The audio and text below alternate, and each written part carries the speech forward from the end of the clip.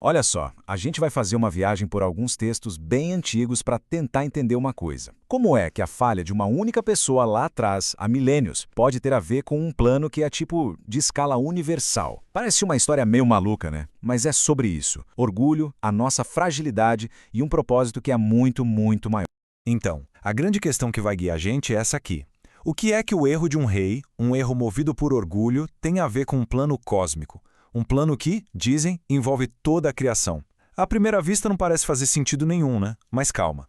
A gente vai seguir as pistas, uma por uma nesses textos e ver onde essa história vai dar. Ok, vamos começar. A primeira peça desse quebra-cabeça todo está na história de um rei chamado Ezequias. É uma história bem humana, sabe? A gente encontra ela lá no livro de Isaías e é um exemplo clássico mesmo, de como o orgulho pode dar muito, mas muito errado. Aconteceu mais ou menos assim, ó. O rei Ezequias está doente, quase morrendo, e de repente ele é curado. Um milagre. Pouco tempo depois, chegam os embaixadores da Babilônia para dar os parabéns, e aí, em vez dele falar da força que o curou, sabe o que ele faz? Ele mostra a própria força. Abre os cofres e mostra tudo, cada tesouro. E é esse ato de orgulho que vira o gatilho para uma profecia, nossa, terrível. E aqui o contraste é pesado. De um lado, tá toda aquela riqueza que o Ezequias estava mostrando, todo orgulhoso, como se aquilo fosse a fonte do poder dele, e do outro, vem a profecia dizendo basicamente, tudo isso aí que você está mostrando vai ser levado embora. Tudo, até os seus filhos.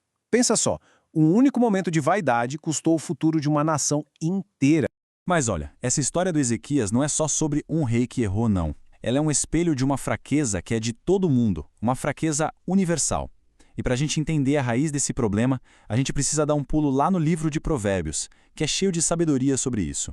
E esse trecho de Provérbios aqui, nossa, ele vai direto ao ponto. É quase um apelo, sabe? Um pedido por foco, por lealdade. Porque o problema do Ezequias, no fundo, não era ter o tesouro. O problema era onde o coração dele estava. Ele colocou a segurança dele na riqueza, e não naquilo que tinha dado a vida de volta para ele. Então, se a gente tem essa tendência de desviar o coração, de fazer como o Ezequias, qual é a saída? Existe uma alternativa? Como é que a gente muda o foco? Bom, tem um salmo bem antigo que aponta para uma direção completamente diferente. E a mudança de perspectiva aqui é radical, é total. O Salmo 66 faz um convite que é exatamente o contrário do que o Ezequias fez. Em vez de dizer, venham ver o meu tesouro, o chamado é, venham ver as obras de Deus. É um convite para olhar para fora, para algo maior e não para dentro, para o nosso próprio umbigo. E o autor desse salmo, ele nos leva numa viagem pela memória, sabe? Ele lembra de coisas incríveis, o mar se abrindo, o poder que governa tudo.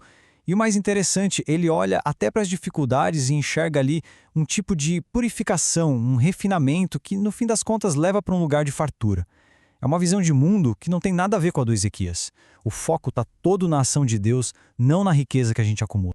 E agora é que a história dá uma virada daquelas, bem surpreendente.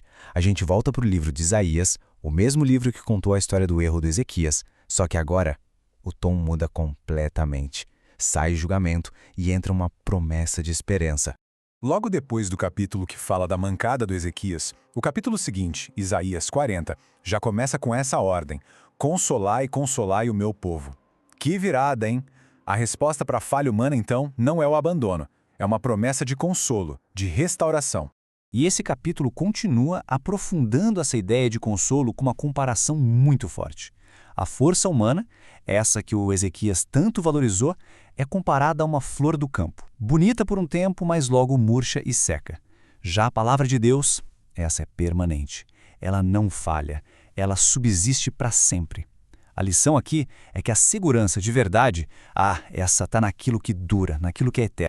E com isso a gente chega na última peça do nosso quebra-cabeça. A peça que pega tudo isso que a gente viu e joga para uma escala cósmica. É na carta aos Efésios que a gente descobre como aquela promessa de consolo, lá de Isaías, faz parte de um plano universal gigantesco. Para entender esse plano, a gente precisa pegar um conceito-chave, a tal da redenção. E redenção não é só um consolo, um vai ficar tudo bem. Não, é um resgate ativo. O texto de Efésios define isso como ser comprado de volta do erro do pecado, e isso acontece através do sacrifício de Cristo, resultando no perdão. Pode parecer meio complicado, mas Efésios apresenta isso tudo como um plano bem pensado, com etapas claras. Pensa comigo, tudo começa com uma escolha, feita antes mesmo do mundo existir. Depois vem uma adoção, a ideia de sermos trazidos para uma família. O passo seguinte é a redenção, aquele resgate que a gente acabou de falar. E aí o plano, que era um mistério, é revelado. E para fechar, tudo isso é garantido com um selo, tipo uma marca de autenticidade e de segurança. Cada passo desse faz parte de um movimento só. E qual o objetivo final de todas essas etapas? A resposta se resume em uma palavra: um plano. Um propósito de unir tudo, absolutamente tudo, o que está no céu e o que está na terra, debaixo de uma só liderança. O que isso quer dizer? Que a falha do Ezequias e, por tabela, toda a nossa fragilidade, não é o ponto final da história. Pelo contrário, é o problema para o qual esse plano gigante e unificado é a solução. E é assim que a gente volta para uma pergunta ainda mais funda, né? Se existe mesmo um plano desses, tão grande, tão soberano, que começou antes de tudo, como é que isso muda o jeito que a gente olha para a nossa própria fragilidade, para os nossos erros, como aquele do Ezequias? Talvez a falha não seja o fim da linha. Talvez ela seja, na verdade, o pano de fundo, o cenário perfeito, onde um plano muito maior se revela. Fica aí a reflexão.